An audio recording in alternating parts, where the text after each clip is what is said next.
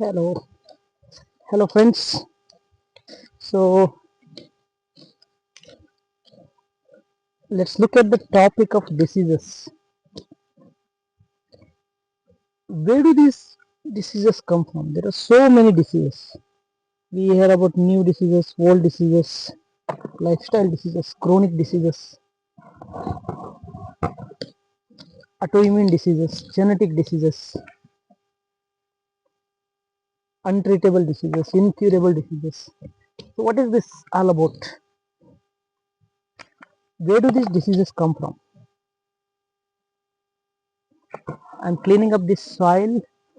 I'm going to remove all this soil from this bag and I'm making a new bed for garlics. See, these are the garlics that I have tried to grow in the last season. They have not come well, so I'm trying again. See, what I observed when I was working with wild animals. I have not really worked directly with wild animals like tigers and elephants, but I was a assistant professor at an institute called Institute of Wildlife Veterinary Research at Kodagu. And I observed that wild animals hardly get any diseases. It's not just a practical observation, but theoretical one too. What about injuries? Injuries happen to everything that moves, whether it is wild animal, a bike, or any machine, any engine, anything natural, whichever moves definitely gets injuries. So I don't consider wild animals no injuries as diseases. So injuries we find in every animal. Okay, then what about infections in the wild animals? Right, there are infections in the wild animals, but I found that the infections are very less, extremely less, very rare when the animals are in the wild, when they are in the forest. And as soon as they are put into zoo for some rescue purpose or exhibition or you know any of the n number of activities they do in the zoo, they start getting diseases. Almost all of the wild animals that are there in the zoos have latent tuberculosis, TB, because they are kept in restricted movement. They are fed humanized diet, so they start their immunity goes down. The zoos may be very clean. They may be giving the best quality food that whatever we call the best quality food. We seem to think that we know what is best for wild animals. We keep them in the zoo and we think that we are giving them some best quality. But I saw that the animal is not hunting or foraging itself and eating. It cannot be the best quality food. It's just not possible. The meat is the best quality for tiger only when it has hunted it. So what is happening in the zoo? Infections are developing. All the zoo animals in India, in all the zoos, without exception, they have latent tuberculosis. So this means that by restricting their movement, beautiful garlics, tiny garlics. Hey Anju, where are you? ಕೋಳಿ garlic ತಿಂತಾವೇನು? Okay. So when we restrict their movement in the zoos, they start getting diseases. Otherwise, they don't have diseases. Next, what about the infections that happen in the wild? So definitely they are very less, and it is not just a big thing.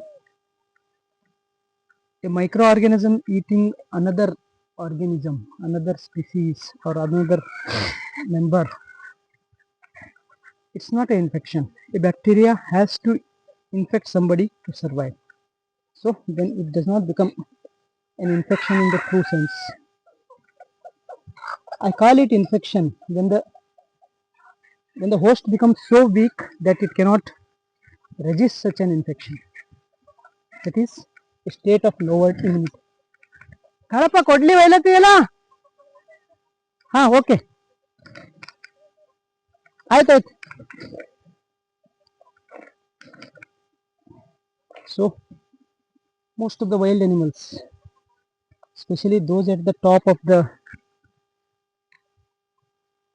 food chain, food web in the wild, they hardly get any injuries or infections, and the weaker ones are definitely consumed by the infections. Now coming to the domestic animals, as I am a veterinarian, I found that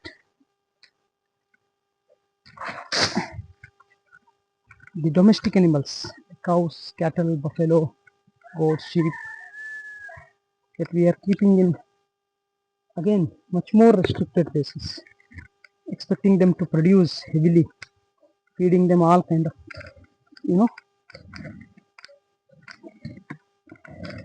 foods to increase the production. We start seeing a pattern there more and more diseases start appearing. The number of diseases are much more in domestic animals, livestock, dairy animals, as compared to wild animals. Wild animals in the zoo, which have again less number of diseases if they are in the wild. So we can see that as the animals are moving from wilderness to zoo to man, number of diseases, types of diseases. But in cattle we see all kind of diseases, metabolic diseases, so many multitude of infections and all diseases related to birth, diseases related to reproduction. We see infertility in livestock animals, right? Now coming to pets, pets are the animals that we keep much more closer to us than we keep the livestock and all we are keeping in a shed, away from our living spaces. But pets we keep very close. They move with us, they stay with us, and in urban small tiny spaces they live with us inside our home. And in Western countries we see that they are considered as children, right? They are treated as children, dogs and cats. And what we see there we see a sudden rise in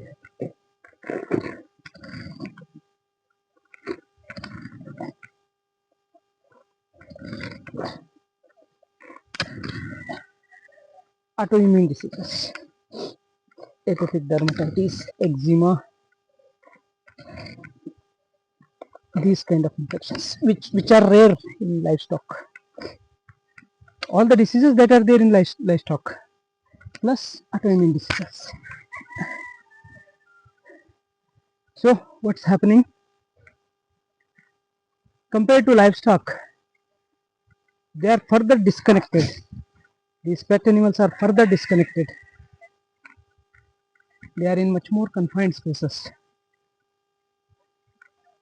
We are feeding them much more humanized diet, you know, dog biscuits, cat nibbles, dog chews, all these kind of things.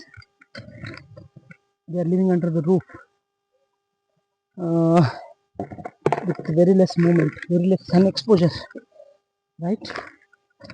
They are, when the owners go to the hospital, their duties, their work, the pets remain locked indoor, right? Just like their boss remains locked indoor in the offices. Then coming to man, we see, and dogs, we are now witnessing mental diseases, depression, stress, anxiety, behavioral problems, psychological issues, right? That we don't see in livestock, autoimmune diseases and behavior and psychological issues. Okay, coming to man,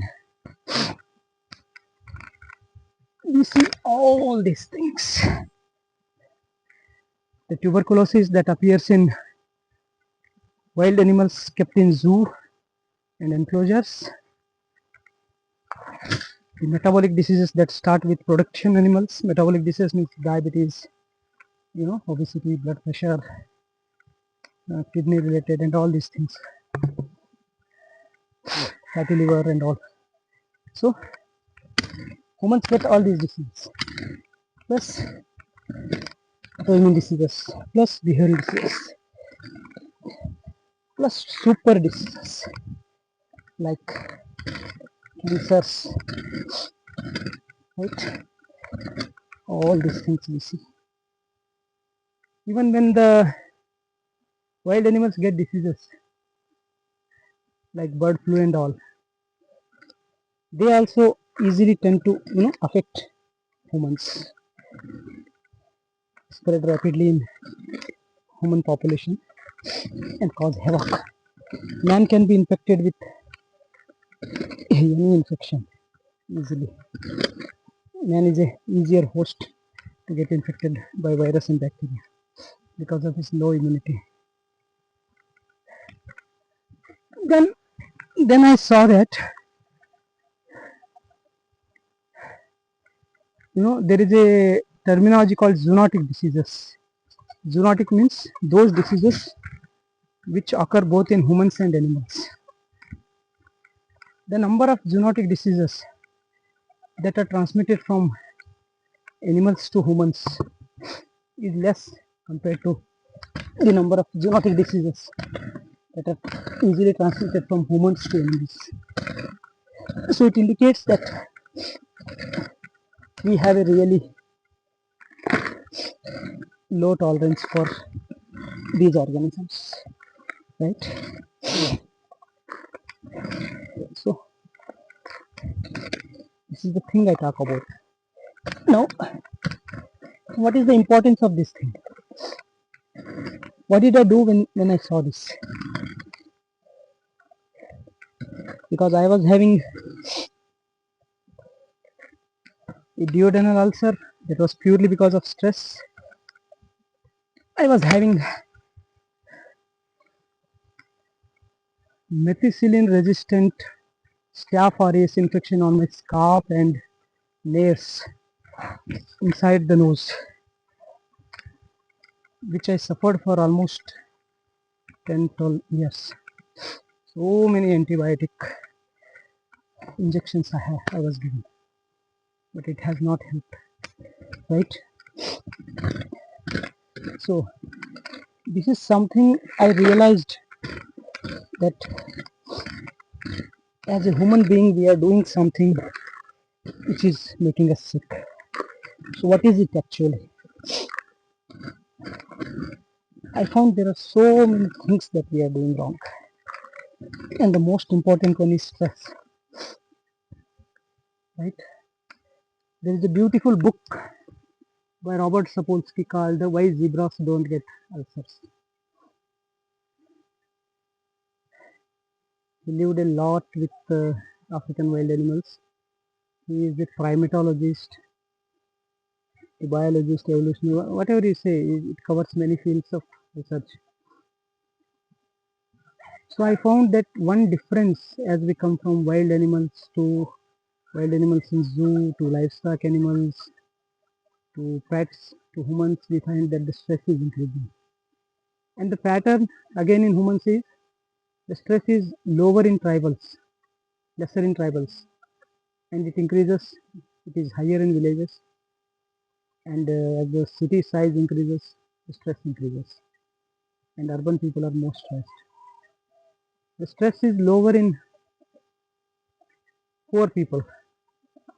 Rich people are much more stressed, and we see behavioral psychological issues more common in rich people. Similarly, uneducated people are less stressed. If we see the as a population level data, as an average, they take things easily. They don't have much in their head to compare with, compared to educated people. And I see that children are less stressed, and as we grow up, we accumulate so many desires that we get stressed.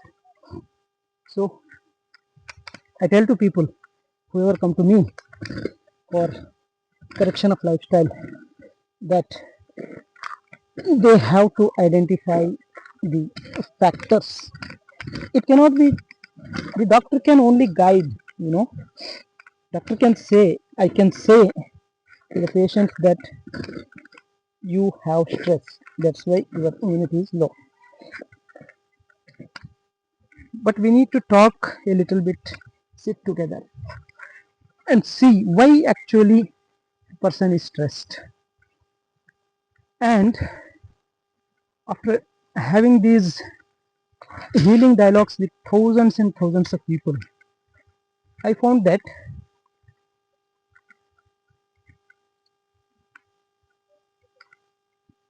everyone is stressed for one or another reason. It's a default human state to be stressed. Someone is stressed that he has a lot of money, and he finds himself in, that he feels he need more money. He he's stressed that he's not able to double his money, not able to earn as he was earning last year, and so on. And someone who has less money, obviously he's stressed that he's having less money. So if you see, everyone has got someone who is married, he's stressed with the things going on with his marriage, the disagreements with the wife or in-laws. Someone who is unmarried, he compares his situation with the married people and thinks that he is lonely and stressed. So stress is a default social situation. The society puts so much demand. If you have children, you should do like this. If you don't have children, you should do like this. And for this, I have realized I should try to understand my specific reality. What exactly is my reality? What am I chasing? So when I first addressed my stress, when I was in college, I had asthma from childhood. I went for long jogs and it got resolved. I have not had another bout of asthma till now. So I had seen the beauty of living a stressful life, right? 15 plus years of asthma gone in 3 months, just because I got up every day and went for a jog. and it went in within 3 months. And that incident happened almost 23, 24 years ago, right? So what happened there actually? My my lungs, my lungs got the oxygen they need, right? So they came out of the stress, you know, stress of the uh, hypoxemia, something like that, where they were not getting enough. See, the society is built in such a way that problems are not solved. I had asthma, and I was told if you take the inhaler, but it was not removing the asthma, it was just suppressing the symptoms. I was told that I should not go in the colds. How is it possible? In winters, we get colds everywhere. So how is it possible that I should not go in the colds? I was told that I should avoid dust. How is it possible? Earth itself is dust. The dust can, I may meet dust anytime, anywhere. A wind will blow and dust will come into my face. I may be sitting in a friend's home on a sofa, there will be dust, definitely. So, all these kind of things we are chasing and we are addressing just symptomatically. When we avoid dust, we are just avoiding trigger. We are not curing asthma. So when I jogged, blood circulation improved, I got more and more oxygen, my sleep improved, my digestion improved, uh, and I got repaired, I got healed. So, so I say man is a disease. The diseases are originating from man. There is absolutely no other source of diseases. Whatever we do with animals, we end up with creating diseases on them. Whatever we are doing with ourselves, we are creating diseases in our body. So, if you really want to get out of any chronic disease, it may be diabetes, blood pressure, thyroid issues, or cancer, acidity, it can be any disease. The best possible way is to look at your stress. And again, stress is nothing but the targets that are put in your head by the society. You should be like this and like that. You should have like this. You should own this, own that. You should do this, do that. So constant pressure. The moment we are getting up in the morning, a big list of targets are already waiting for us to achieve that day. So I gave many of those things. I quit my job, quit urban life, quit comfort. Comfort means traveling in vehicles, sitting indoors, using gadgets and all the time, working on the gadgets. I was working using laptops when I was doing statistical consultancy for medical research. Now I am living physically. I'm sitting. See, I'm deep breathing. So definitely this removes the stress from the body. It gives me a good sleep in the night. So I tell my clients to, minimize the target. You really don't need to achieve so many things. It's a state of mind. If you observe, after achieving one thing, you will suddenly start again, you know, in place of that, you will again find out something to worry about. So it does not matter what you are getting, how much you are doing, how much you are working. As soon as you like say you want to buy a site, plot, land to build a home, you'll be constantly occupied with that idea. And as soon as you get a land, now you instantly start about worrying about building a home on that. And after you build a home, you start worrying about what to do inside.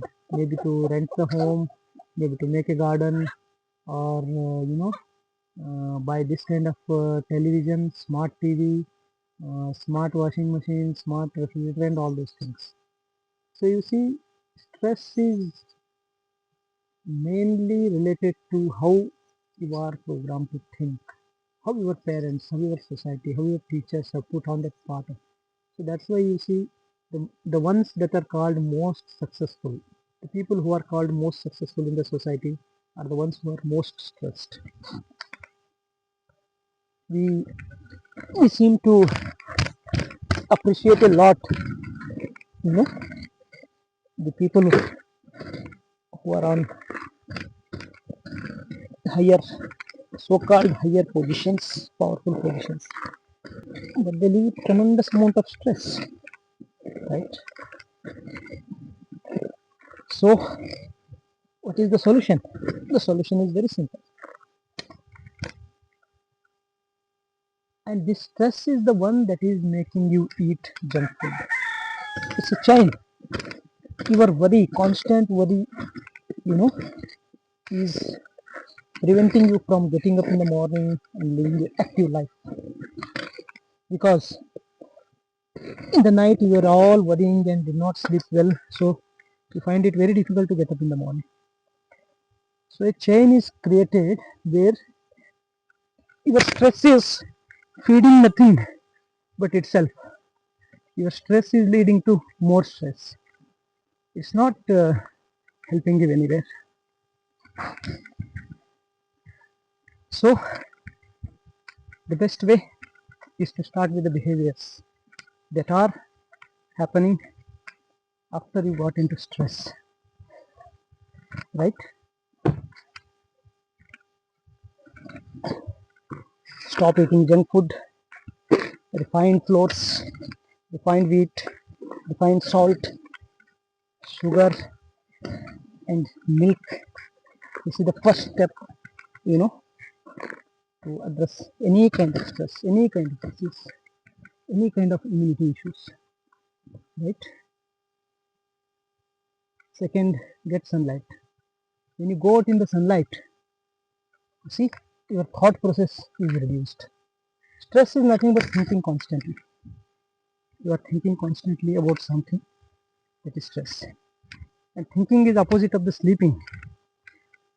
You cannot think when you are sleeping. You cannot sleep when you are thinking, right? So you need to break this habit. Start with changing these foods and start eating grains, whole grains, jaggery, cold pressed oils. Start eating only when you are hungry, really hungry. This way your food intake will reduce. You will be eating much less. When you start eating only in response to hunger, you will realize that you have been eating so much from so many years. That's all of no use, right?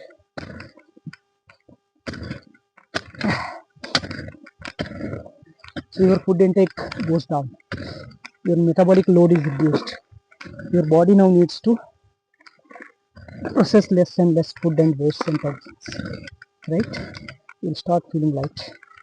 So this is about food, and very important psychological change that is needed here is to start eating only when you are hungry. A stressed person cannot differentiate when he is hungry and when he is not hungry.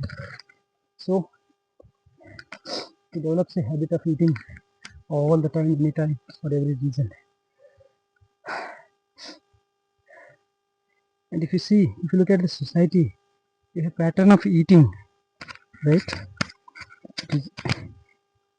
Eating by time, eating 3 times in a day, eating because everyone is eating because it tastes good, eating because someone has come.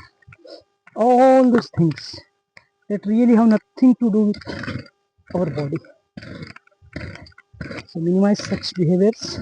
Start eating only when you are hungry. You will get connected with your body again, and you will see that you are eating so much less food and you are feeling so much more energy. Now, the next thing that remains is going outdoors. Go out, get sunlight daily, get fresh air daily, sweat daily, right? And when you go out, leave your gadgets at home. When you are sleeping, keep your phone off. When you are, you know, eating, keep your phone off. When you are with your children and loved ones, keep your phone off. So you will start getting connected with everyone again, right? So these all habits make you less of a human, right? Reconnecting with your body, mind, and life itself. That is how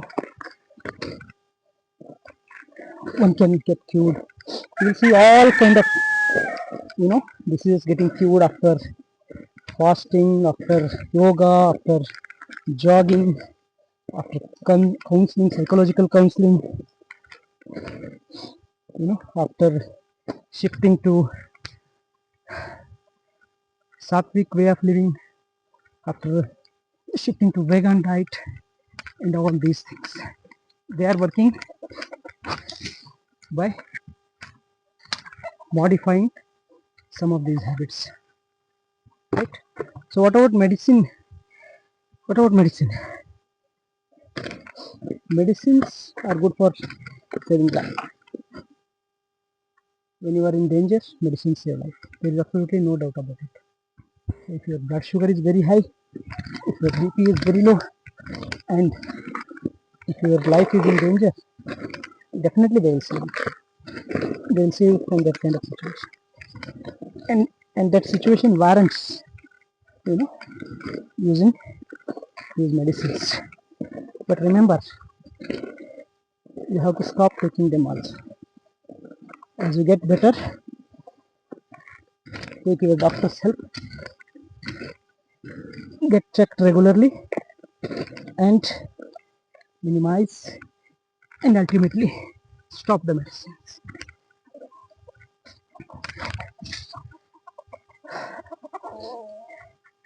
So this is my understanding about the diseases.